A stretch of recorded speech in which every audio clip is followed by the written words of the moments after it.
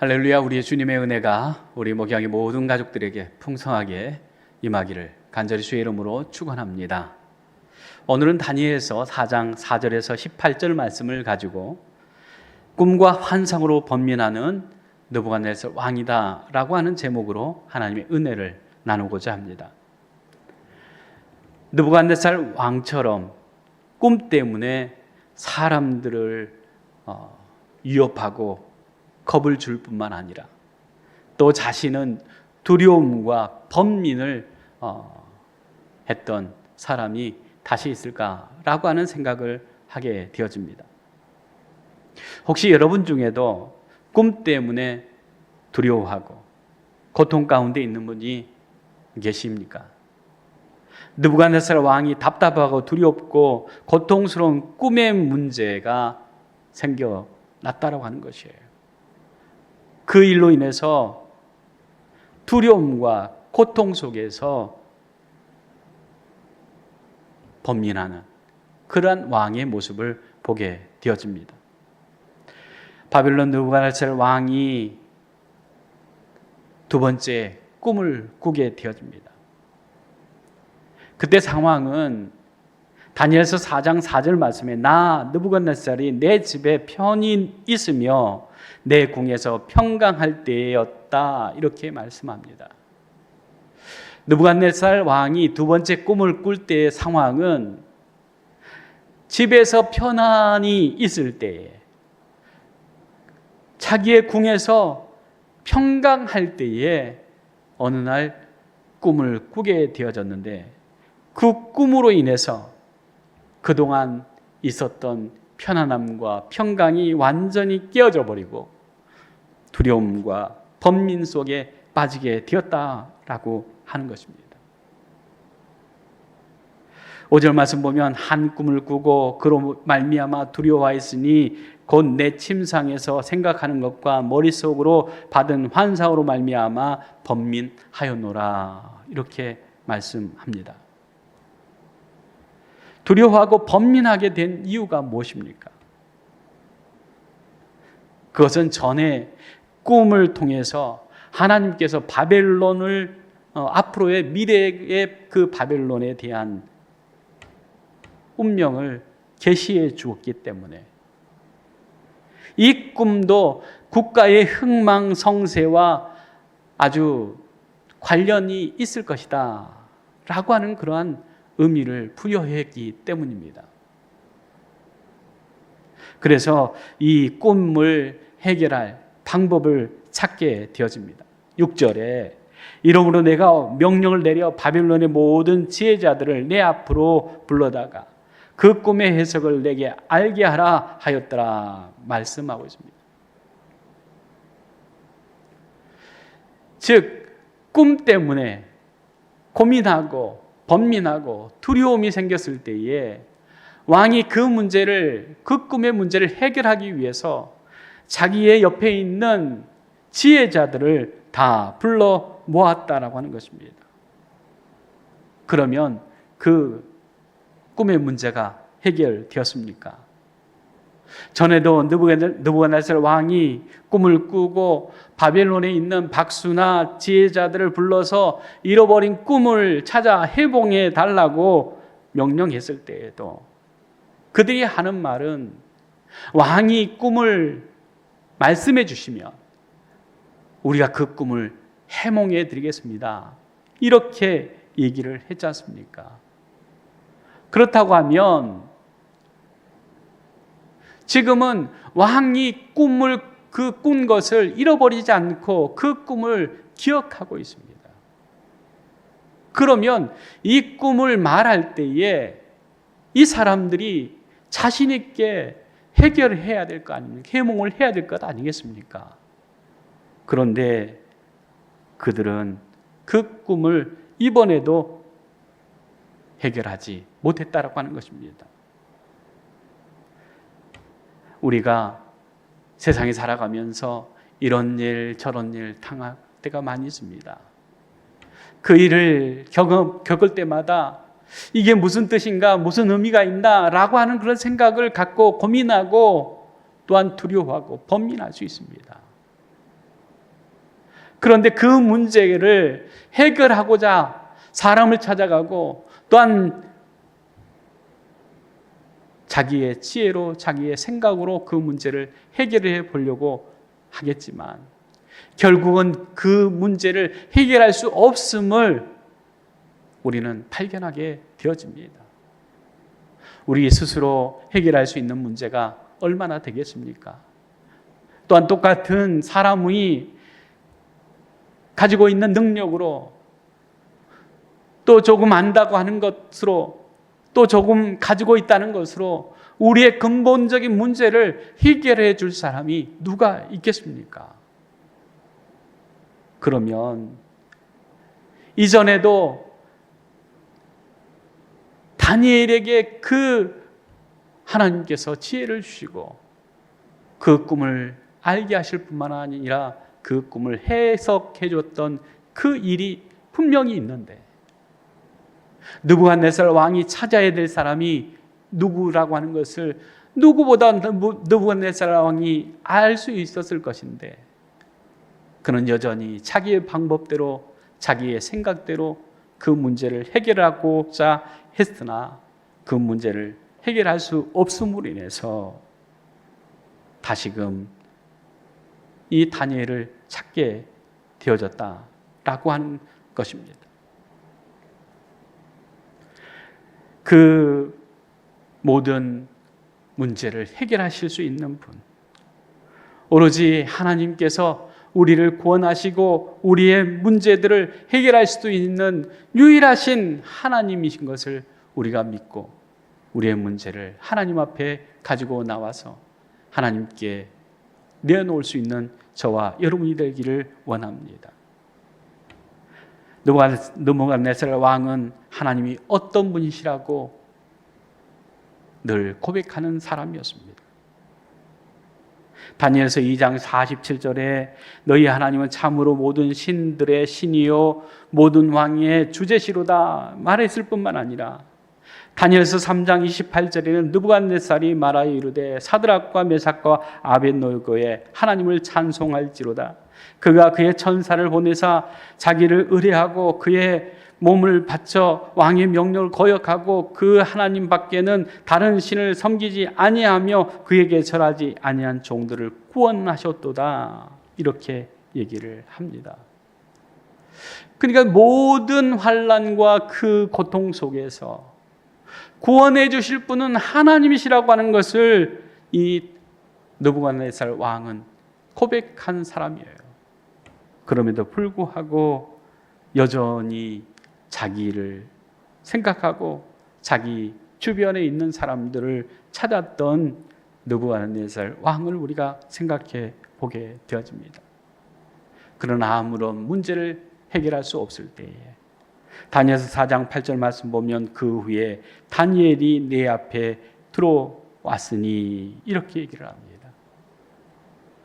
이제 세상적인 사람들이 세상의 사람들이 아무런 그 해결 방법을 찾지 못한 것을 알고 이제 최후로 다니엘을 찾게 되어집니다. 그런데 이 다니엘에게 느부갓네살 왕이 자기의 꿈의 얘기를 합니다. 10절에서 12절입니다. 내가 본즉 땅의 중앙에 한 나무가 있는 것을 보았는데 자라서 견고하여지고 그 높이는 하늘에 닿았으니 그 모양이 땅 끝에서도 보이겠고 그 잎사귀는 아름답고 그 열매는 많아서 만민의 먹을 것이 될 만하고 들짐승이 그 그늘에 있으며 공중에 나는 새는 그 가지에 깃들이고 육체에 가지는 모든 것이 거기에서 먹을 것을 얻었다 이렇게 얘기를 해요. 그 중앙에 한 나무가 있는데 그 나무에서 많은 열매가 맺혀지고 또한 그 그늘이 되어져서 의지하고 살아가는 그 사람들이 너무나도 많고 또한 짐승들도 새들도 거기에 깃들었다라고 하는 것이죠. 문제는 13절 14절입니다. 또 본즉 한 순찰자 한 거룩한 자가 하늘에서 내려왔는데 그가 소리질러 이처럼 이르기를 그 나무를 베고 그 가지를 자르고 그 잎사귀를 떨고 그 열매를 해치고 짐승들을 그 아래에서 떠나게 하고 새들은 그 가지에서 쫓아내라. 그러나 그 뿌리에 그루터기를 땅에 남겨두고 새와 노줄로 동이고 그것을 들풀 가운데에 두라. 그것이 하늘 이슬에 젖고 땅의 풀 가운데서 짐승과 더불어 제 몫을 얻으리라. 또 그 마음은 변하여 사람의 마음 같지 아니하고 짐승의 마음을 받아 7대를 지내니라. 이렇게 얘기를 합니다. 동상 중앙에 있는 그 나무, 풍성한 열매를 맺는 나무, 많은 그 새와 짐승들과 사람들이 먹고 남음이 있는 그러한 풍성한 나무로 알았는데 한 거룩한 자가 하늘에서 내려와서 이 모든 것을 자르고 그루터기만 남겨 놓았다라고 하는 것이죠. 우리 삶에 풍성한 열매가 있을 때는 너무나 기쁘고 즐겁고 좋죠. 이렇게만 되면 얼마나 좋겠습니까? 그런데 우리의 인생에 모든 것이 다 사라지고 아무것도 남지 않을 때가 있다라고 하는 거예요. 그것 때문에 이 느부갓네살 왕이 두려워하고 고민하고 번민할 수밖에 없게 되어지는 것 아니겠습니까? 그런데 17절 말씀 보면 이는 순찰자들의 명령대로 거룩한 자들의 말대로니 지극히 높으신 이가 사람의 나라를 다스리며 자기의 뜻대로 그것을 누구에든지 주며 또 지극히 천한 자를 그 위에 세우시는 줄을 사람들이 알게 하려 함이라 말씀합니다.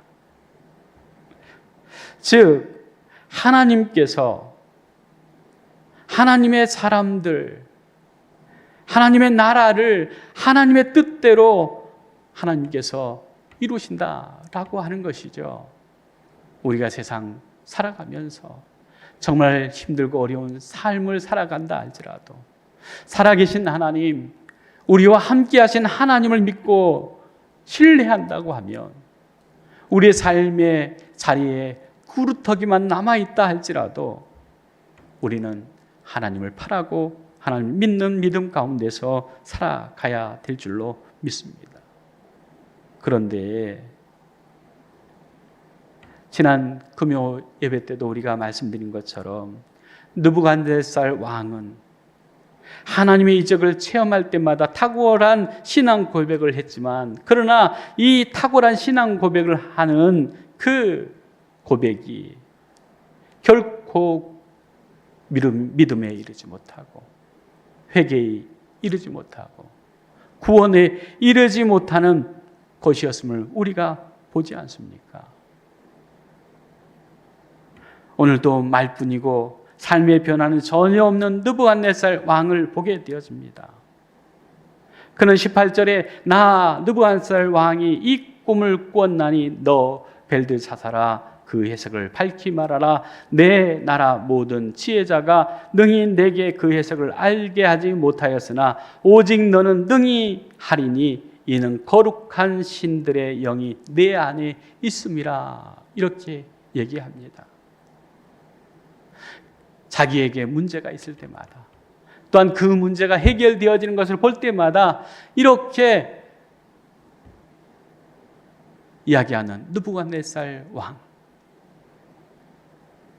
우리도 그러한 믿음, 그러한 생각을 가지고 하나님을 믿는다라고 얘기하지는 않습니까?